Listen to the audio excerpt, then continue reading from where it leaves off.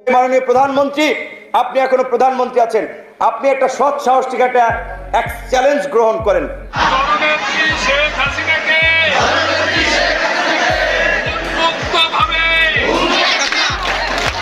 জাতির পিতা যে আহ্বান করেছেন, যার যা কিছু আছে শত্রু মোকাবেলা করতে হবে নিজের জীবনের মায়া ত্যাগ করে। আমি নিজে এই অন্তর্বর্তীকালীন সরকারের পার্ট হব না। মাননীয় প্রধানমন্ত্রী শেখ হাসিনা, আপনি এখনো দেশের প্রধানমন্ত্রী আছেন।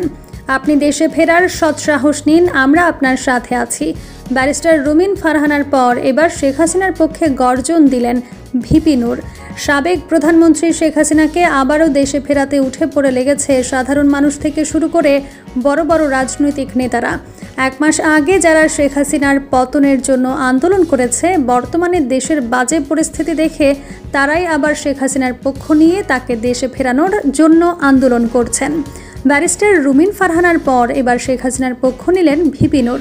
এক সভায় তিনি বলেন, শেখ হাসিনাকে দেখলে আমার মায়ের কথা মনে পড়ে যায়।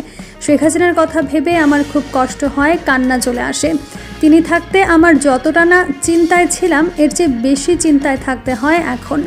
আমাদের জীবনের নিরাপত্তা এখন আর নেই। মাননীয় প্রধানমন্ত্রী শেখ হাসিনা, আপনি এখনও দেশের প্রধানমন্ত্রী আছেন। আপনি দেশে ফেরার সৎ সাহস নিন, আমরা আপনার সাথে আছি। দেশের কথা চিন্তা করে হলেও আপনাকে দেশে ফিরে আসতে হবে। আমরা আপনার জন্য লড়াই করব।